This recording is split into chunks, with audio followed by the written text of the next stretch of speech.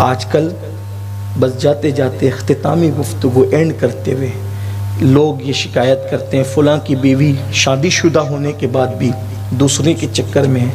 میں کہتا ہوں کہیں نہ کہیں اس کا ذمہ دار شوہر ہے. پوری رات انٹرنیٹ پہ بیٹھو گے, واٹس ایپ لے کر بیٹھو گے, فیس بک لے کے بیٹھو گے, بیوی کو پیار ہی نہیں دو گے, وقت ہی نہیں دو گے. شریف ہے تو گھٹ گھٹ کے مرے گی, بے باک ہے تو کسی کے ہتھے چڑھ جائے گی. شوہروں کو چاہیے اپنی بیوی کے لیے وقت نکالیں. حضور علیہ السلام سے مصروف ترین زندگی کسی کی نہیں تھی. ان سے زیادہ پاکیزہ بیویاں کا تصور کون کر سکتا ہے. حضور علیہ السلام نے اپنے ٹائم کے 3 حصے کر رکھے تھے, وقت کے 3 حصے. ایک حصہ مکمل 1/3 اپنی بیویوں کے لیے حضور رکھتے تھے اور ان کو پورا ٹائم دیتے تھے. اور اس درمیان جو حضور بیٹھتے تھے نا, ہائے ہائے ہائے, جب بیٹھتے تھے تو پتہ ہے آخرت کی بات بھی ہوتی تھی. پھر کبھی کبھی ام المومنین سے کہتے تھے عائشہ وہ جاہلیت کے دور میں فلاں شاعر نے کچھ اشعار لکھے تھے, وہ تمہیں یاد ہے, ذرا مجھے سناؤ. تو پھر وہاں ہنسی مذاق بھی ہوتی تھی, وہاں ہنسی مذاق بھی ہوتی تھی جیسا کہ ان کے شایان شان تھا. اپنی بات پہ قیاس مت کرنا, شایان شان تھا. ایک خوبصورت بات یاد آئی, جب حضور کی سیرت کا باب چھڑتا ہے تو مجھے بڑا پیار آتا ہے اور بہت اچھا لگتا ہے. آئیے کس طرح زندگی تھی اس کو سن لے, بات اینڈ کی طرف جاری. وقت میں نے زیادہ لے لی, جتنا ٹائم دیا ہو تو اس سے زیادہ ٹائم لے لیا میں نے, اس کے معذرت چاہتا ہوں. تو ایک مرتبہ دیکھیے کیسی زندگی تھی, ہنسی مذاق بھی ہوتی تھی اس میں جیسا کہ ان کے شایان شان تھا. شاعری بھی سنی جاتی تھی جیسا کہ ان کے شایان شان تھا. ایک مرتبہ ام المومنین حضرت سودا, یہ بھی ایک ام المومنین کا نام ہے سودا. لوگ کہتے ہیں حضرت نیا نام دیجیے. میں کہتا ہوں یہ بھی تو نام نئے ہیں, ابھی تک رکھا کس نے ہے؟ پورے اونا میں کسی کا نام سودا ہو تو بہت اچھی بات ہے. اگر بیٹی پیدا ہو سودا فاطمہ رکھو, یاد آئے گی. حمیرہ فاطمہ رکھو, یاد آئے گی اماں عائشہ پاک کی. عائشہ فاطمہ رکھو, صفیہ فاطمہ رکھو, میمونہ فاطمہ رکھو. یہ سب امہات المومنین کے نام ہیں نا, رکھو یہ نام. نہیں ہے تو رکھو. نئے نام ڈھونڈتے ہو, کہاں سے لاتے ہو, سیریل سے لاتے ہو. پھر وہی وہ جو گندگی سیریل میں وہی تمہاری بچیوں میں آتی ہے, بچوں میں آتی ہے.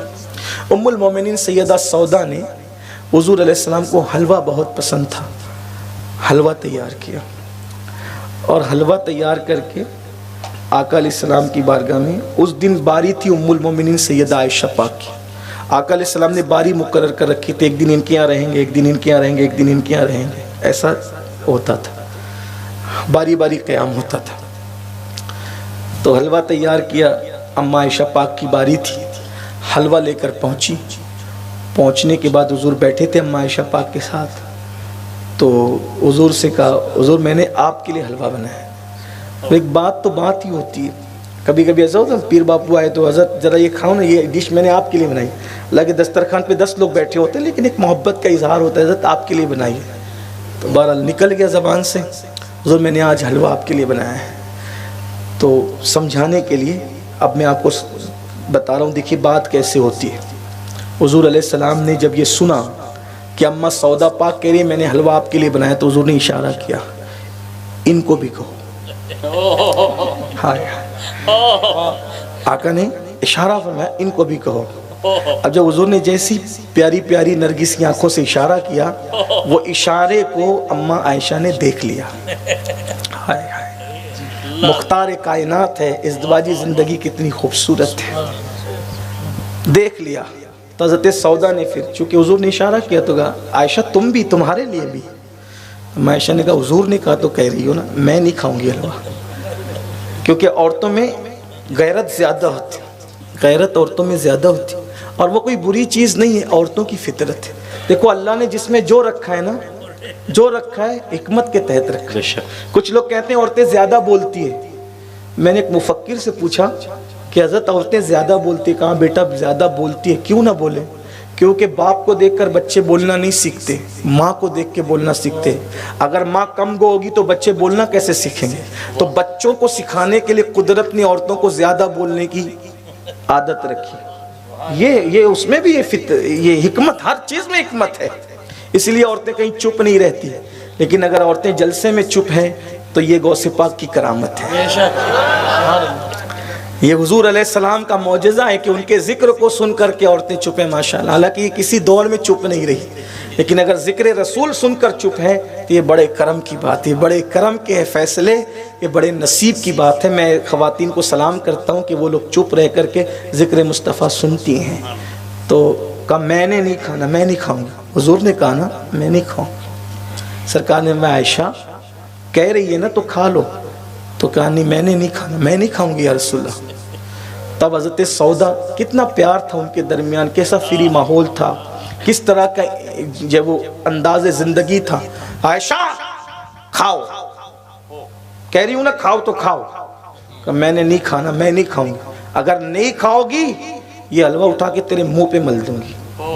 ٹھیک مل دو. اما عائشہ بولے ٹھیک مل دو.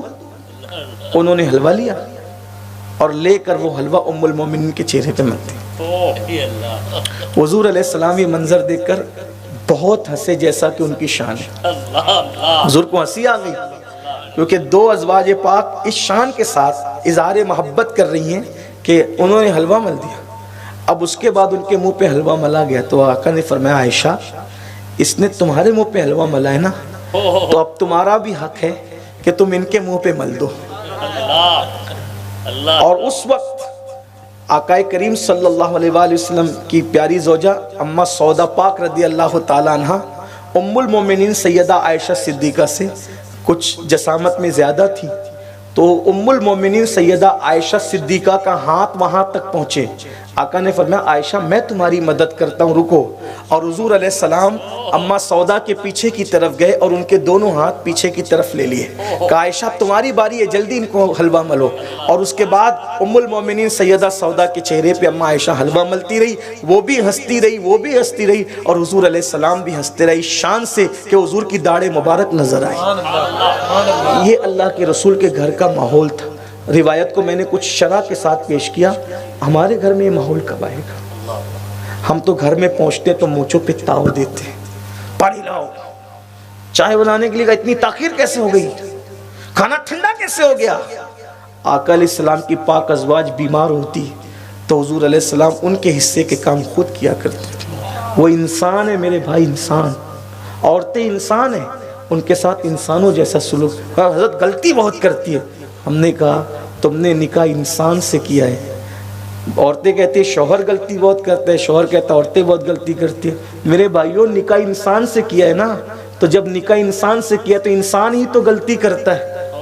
اپنی بیویوں کو انسان سمجھو, اپنے شوہر کو انسان سمجھو, اور ایک دوسرے کو سمجھنے کی کوشش کرو. آخری دو جملے پوری تقریر یاد رہے نہ یاد رہے, اگر ازدواجی زندگی خوبصورتی کے ساتھ گزارنا ہے ایک بات پر عمل کرنا. میرا جملہ نہیں, میرے بڑوں سے میں نے سنا ہے, اپنا حق مانگنے کی بجائے دوسرے کا حق دینے کی کوشش کرو, کبھی تمہارے گھر میں جھگڑا نہیں ہوگا انشاءاللہ. اللہ تعالی ہمیں توفیق بخشے. گفتگو کے درمیان کوئی غلطی ہو تو اللہ معاف